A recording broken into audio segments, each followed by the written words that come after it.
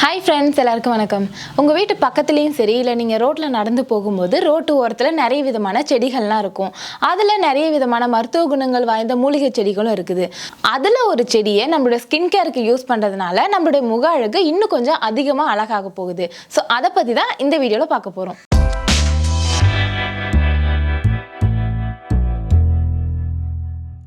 இந்த வீடியோவில் குப்பைமேனி இலைகளை யூஸ் பண்ணி நம்மளுடைய அழகை இன்னும் கொஞ்சம் எப்படி அழகுபடுத்துறது அப்படிங்கிறது தான் பார்க்க போகிறோம். ஒரு சில கேர்ள்ஸ்க்கு பார்த்தீங்கன்னா உதட்டுக்கு மேலே குட்டி குட்டியாக பேபி ஹேர்லாம் இருக்கும். இது அவங்களுடைய அழகை டோட்டலாக டேமேஜ் பண்ணுற மாதிரி இருக்கும். உங்களோட ஃபேஸில் முடி இருக்குது அப்படின்னா உங்களோட ஃபேஸ் ரொம்ப பிரைட்டாக இருக்காது. ஃபர்ஸ்ட் அதை ரிமூவ் பண்ணுறதுக்கு நிறைய பேர் த்ரெட்டிங் பண்ணுவாங்க, வேக்சிங் பண்ணுவாங்க.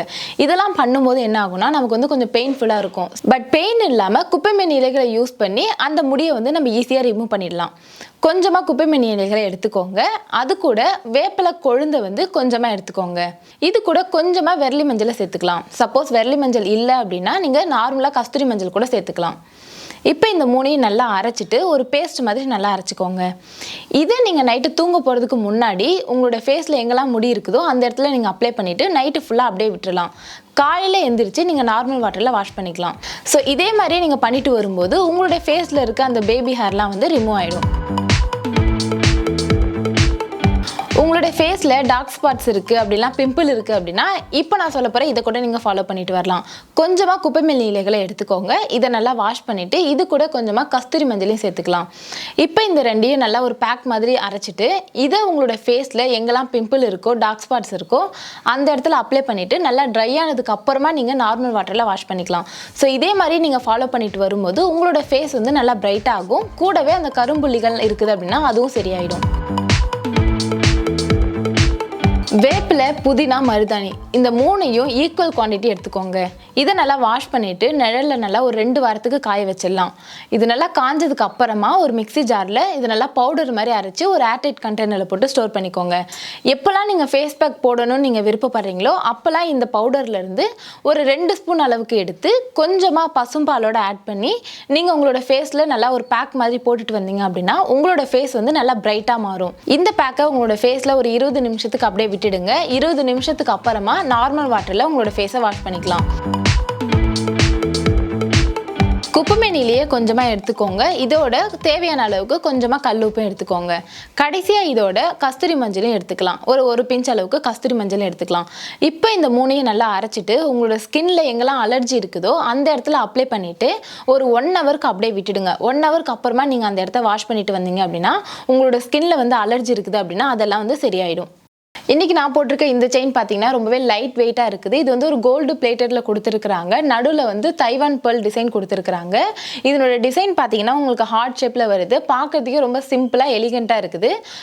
வெயிட்டும் பார்த்தீங்கன்னா ரொம்ப லைட் வெயிட்டாக தான் இருக்குது. அதே மாதிரி நான் போட்டிருக்க இந்த கமல் பார்த்தீங்கன்னா காப்பர் இட்டாலியன் டிசைன். இது பார்க்கறதுக்கு ரொம்ப சிம்பிளாக அழகாக இருக்குது. நார்மலாக இந்த ட்ரெஸ்ஸுக்கு இது செட் ஆகுதான்னு தெரில. ஆனால் எனக்கு இது ரொம்ப பிடிச்சிருக்குது. இது நான் வேற ஒரு ட்ரெஸ்ஸுக்காக தான் பர்ச்சேஸ் பண்ணியிருக்கிறேன். ஸோ இது ரெண்டும் உங்களுக்கு பிடிச்சிருக்கு அப்படின்னா இதனோட லிங்க் நான் டிஸ்கிரிப்ஷனில் கொடுக்குறேன். வேணும்னா நீங்கள் யூஸ் பண்ணிக்கோங்க.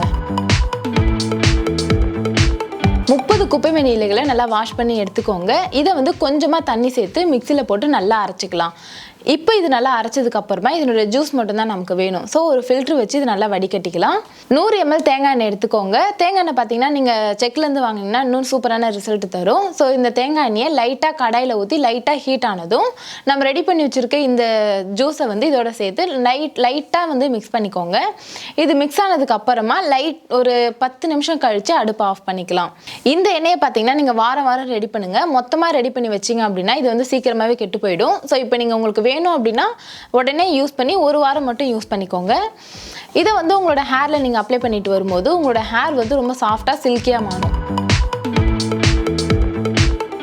ஒரு சிலருக்கு பார்த்தீங்கன்னா திடீர்னு ஹேர் ஃபால் ஆக ஸ்டார்ட் ஆகும். ஸோ அந்த மாதிரி உங்களுக்கு எதுக்காக தான் ஹேர் ஃபால் ஆகுதுன்னு தெரியாமல் ஹேர் ஃபால் ஆகுது அப்படின்னா இப்போ நான் சொல்ல போகிற இந்த வழியை நீங்கள் ஃபாலோ பண்ணலாம். இப்போ நீங்கள் நாளைக்கு ஹேர் வாஷ் பண்ண போகிறீங்க அப்படின்னா அதுக்கு முந்தின நாள் நைட்டே ஒரு பக்கெட் தண்ணியில் ஒரு 20 குப்பைமேனி இலைகளை அதில் போட்டு வச்சுருங்க. அது நல்லா ஒரு நைட்டு ஃபுல்லாக நல்லா ஊறினதுக்கு அப்புறமா அடுத்த நாள் காலையில் நீங்கள் ஹேர் வாஷ்லாம் பண்ணதுக்கு அப்புறமா இந்த தண்ணியை யூஸ் பண்ணி லாஸ்ட்டாக நீங்கள் ஹேர் வாஷ் பண்ணிக்கலாம். இந்த தண்ணியை யூஸ் பண்ணதுக்கு அப்புறமா நீங்கள் உங்களோட ஹேருக்கு நீங்கள் ஷாம்பு யூஸ் பண்ணுறது இந்த மாதிரி விஷயங்கள்லாம் எதுவுமே எதுவுமே பண்ணக்கூடாது. இந்த தண்ணியை யூஸ் பண்ணி வாஷ் பண்ணிவிட்டு அப்படியே நீங்கள் உங்களோட தலைமுடியை காய வச்சுருங்க. இந்த மாதிரி பண்ணிட்டு வரும்போது உங்களுக்கு வந்து ஹேர் ஃபால் கொஞ்சம் கொஞ்சமாக கண்ட்ரோல் ஆகும். உங்களுக்கு வந்து ஹேர் க்ரோத் சுத்தமாக இல்லை அப்படின்னா நீங்கள் என்ன பண்ணலான்னு பார்த்தீங்கன்னா, கொஞ்சமாக ஒரு கைப்பிடி அளவுக்கு குப்பைமேனி இலைகளை நல்லா வாஷ் பண்ணிக்கோங்க.